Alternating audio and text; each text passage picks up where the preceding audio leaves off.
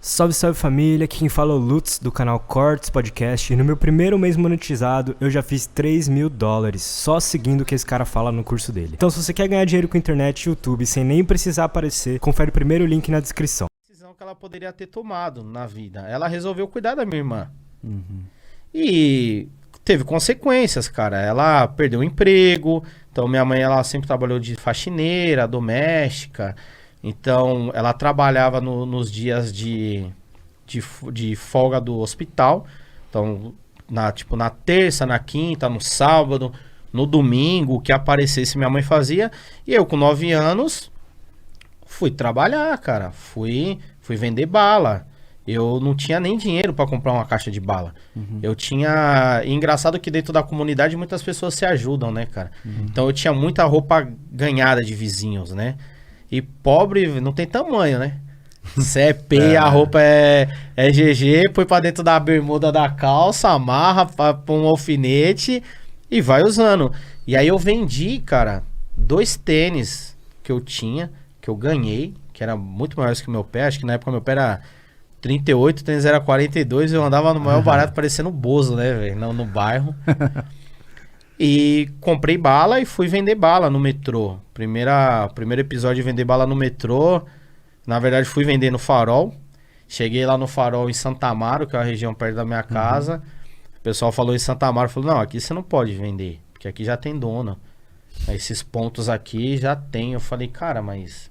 Tem alvará? Mentira, brincadeira, mas é... Tem dono, cara? E aí? Aí o menino falou pra mim assim, falou, pô, você é uma menina de gente boa, cara. Vai vender no metrô. Pega aqui, ó, Estação Santa Amaro, entra escondido ali na mochila e vai vender. Pô, achei aquilo fascinante, né? Falei, cara, legal, né? Pô, primeiro dia que eu fui vender no metrô, a hora que eu abri a boca, falei, a bala, já levei um no pé do ouvido do segurança do metrô. Os caras brotam do chão, né, cara, mano? sei lá, o cara parecia o Scorpion, sabe? Quando ele desaparece de um lado e do outro. E aí, tomou e eu, pô, chorei. E no outro dia eu vendi o outro tênis e fui vender de novo, cara. E...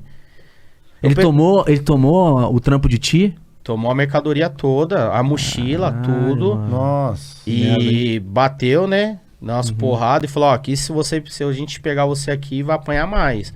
E, pô, 9 anos de idade, você imagina, magrinho. Pô, não tinha muito o que fazer, mas perseverante no outro dia. E assim, toda essa missão... Pô, minha mãe não sabia disso, cara. Minha família não sabia. Era tipo, tô sozinho no mundo e eu pensava muito que a responsabilidade dos meus irmãos, pelo meu pai ter saído de casa, era uma responsa minha. Eu tinha que estar ali com a minha mãe, eu não poderia abandonar. Minha mãe continuou no tratamento com a minha irmã e, pô, teve um processo de depressão muito ruim, cara. Onde eu apanhava muito, assim, eu tive que morar com a minha avó, porque teve episódios de muito complicados, de ir pro hospital, de uma coisa muito complicada em casa. Fui morar com a minha avó, mas assim, o empreendedorismo surgiu daí, cara, da vontade de querer fazer alguma coisa. Eu via que os caminhos que tinham dentro da comunidade não eram caminhos pra mim, cara. Eu nunca fui bom jogador de futebol. Sempre tive em todos os times de futebol que você imaginar do bairro por liderança, cara. Mas não por jogar bola. Eu era o pior, cara. E eu sempre era titular. Incrível.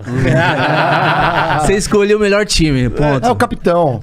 Cara, e música, esquece. E crime, cara. Crime era... Cara, o crime sempre foi muito sedutor dentro de uma comunidade.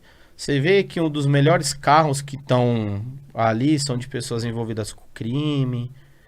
Você vê que o crime, ele ocupa, como a gente conversou, um lugar que o Estado deixou aberto. Então, se você às vezes precisa de um gás, de um remédio, você pode recorrer ao crime que ele te auxilia. E aí, cara, eu já tinha o exemplo do meu pai. Naquela época, no meu bairro era muito comum sempre ter alguém morto, algum defunto, a polícia matou, algum conflito, né, entre Da honra e ter alguém. E, cara, eu sempre achei que aquilo ali não era pra mim.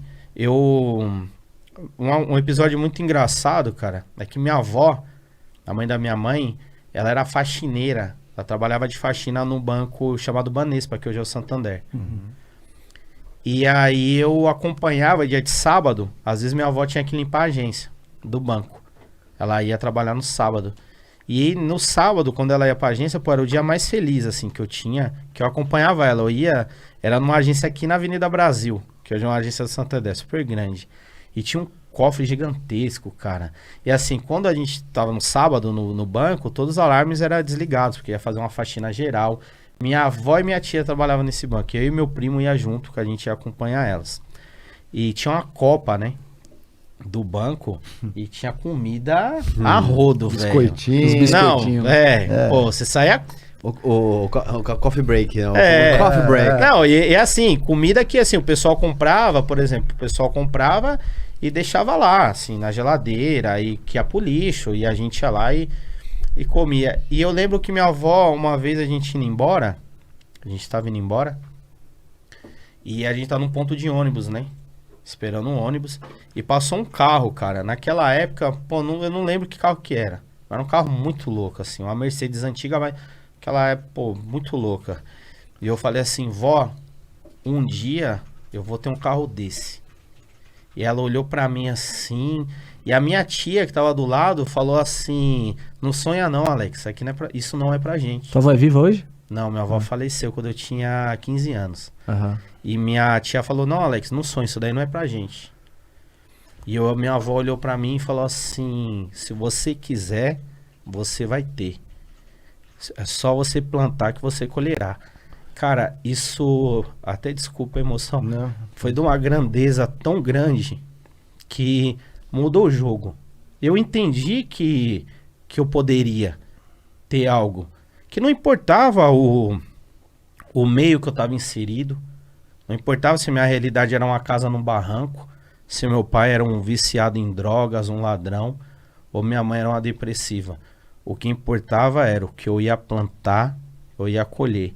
Então as escolhas, elas seriam minhas, não era de ninguém. Então eu estava optando por ter uma vida digna vendendo bala. Eu estava optando por ter uma vida diferente vendendo bala. Eu estava optando por ter minha empresa vendendo bala. Então eu acho que essa frase que minha avó me falou foi a frase que fez total diferença na minha vida inteira, cara. Uhum. E você tinha quantos anos quando você ouviu essa frase?